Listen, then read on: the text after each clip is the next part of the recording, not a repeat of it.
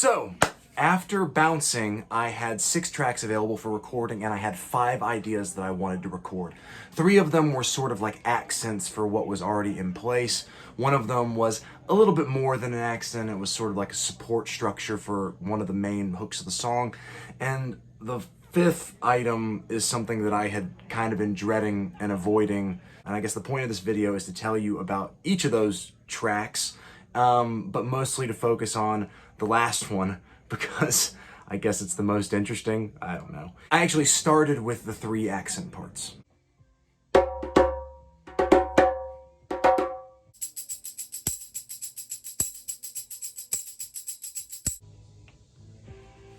Ooh. Ooh. And here's how all 3 of them sound in a mix.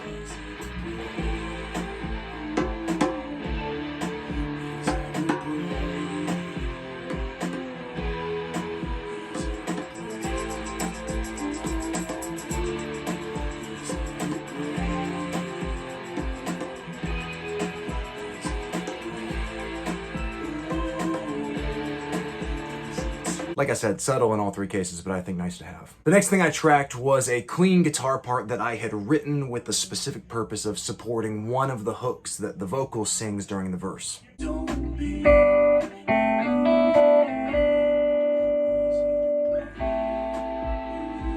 I ended up also adding some pretty minor support lines in other sections of the song that are probably going to be unnoticeable in the final mix, but they are there.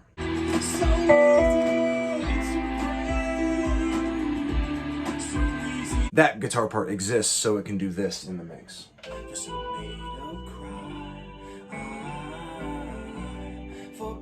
So I took up 4 tracks doing stuff that could easily be described as background, but then I needed to move on to something that is very much foreground.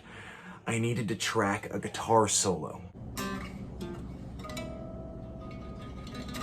And it's not only because I had left room in the song for a guitar solo. I am a guitar player. I love guitar solos. I think they can be really, really expressive, but I run into 2 problems related to recording my own guitar solos. The first is pretty straightforward, and it's that I spend most of my musical energy on like writing songs and doing things like this whole project, which has involved a bunch of steps that weren't playing lead guitar. My lead guitar chops are pretty rusty, and it takes a lot of takes for me to get something like solidly enough under my fingers that I feel confident in performing it, and then actually perform it cleanly. But there's another factor. It's the fact that I wasn't always this way. I began my life as a guitarist worshiping in the altar of people like Jimmy Page, Jimi Hendrix, Mike McCready, soloists who could express so much and move their fingers so fast. I thought that that's what it meant to be an expressive guitar player. And so I put a lot of time and energy and ego into becoming a good lead guitar player. And let's just say I'm kind of scarred by my history as a confident soloist.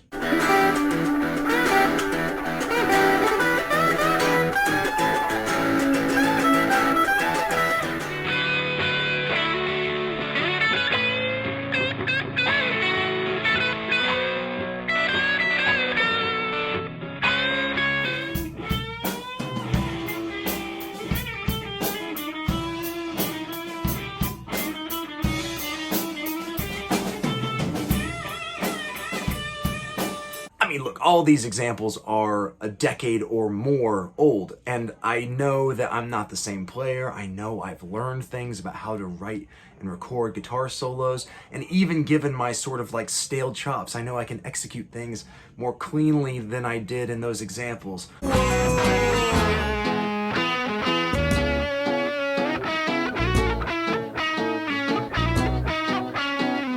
But still, guys, like, when you combine the rustiness with the inner critic that says, oh man, you're just going down that path again, it can be somewhat excruciating for me to cut lead guitar. So I tried to get around that problem by writing the solo for this song well in advance.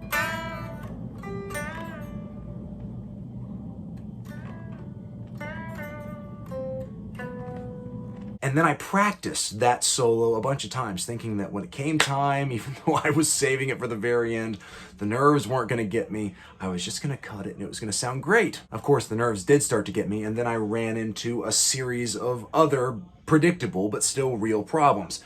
The first is that I couldn't get a sound that I liked. It was first like way too thin, and then I tried to add some distortion and it just sounded like cheesy late 70s hard rock distortion. And I finally settled on doing something that kind of surprised me. The DoD Gonkulator RingMod gave me the special something that I thought at least made the solo sound kind of epic. And then I set about trying to record the solo that I had written. And it did not sound good. It did not do what it was supposed to do as a solo in this song. So suddenly, I'm back at the drawing board, sweating because it's summer in Atlanta and I'm standing in an unair-conditioned shed, trying to figure out how am I gonna write and then play some kind of solo that I'm ultimately gonna be happy with. I'm not exaggerating when I say that I probably did 30 complete takes of solos in this section, and then I probably had another additional like 20 false starts. It was not a pleasant process. Here is some footage from the middle of that process. I wanted to get footage of the real solo itself, but I ran out of storage on my iPhone, and then I became so frustrated. I was like, no, I'm just gonna get this done. So this is just sort of a sample of the kind of stuff that I was working on.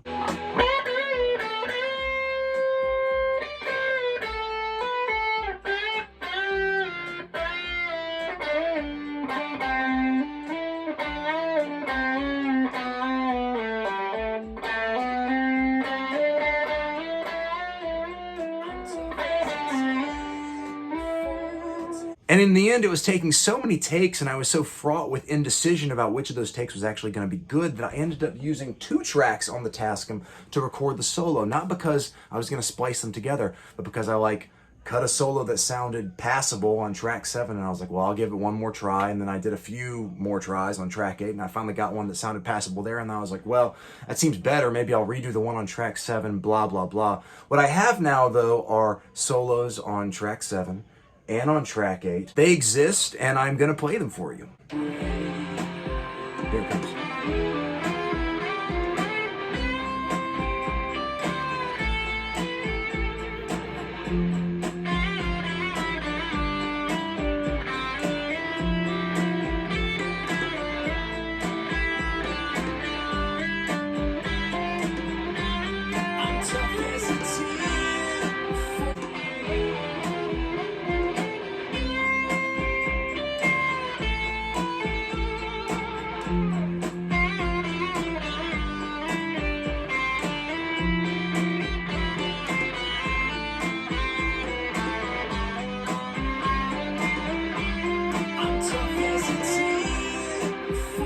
And I think the sound of the 2 solos together, even when they diverge in note choice, is probably my favorite.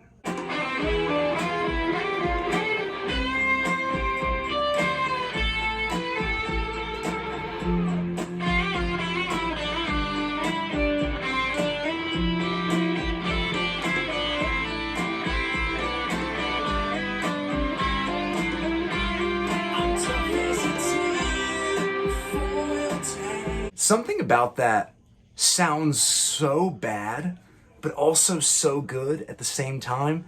Like when they first diverge and kind of go in opposite directions, it's almost like caveman counterpoint or something.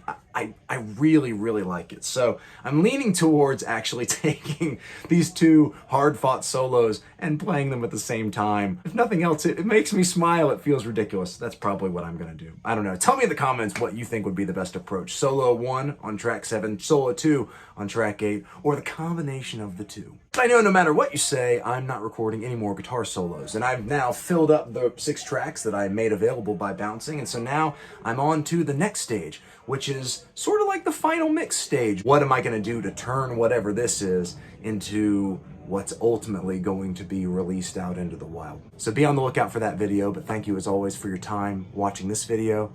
I hope you're doing well. Take care of yourself. I'll see you next time.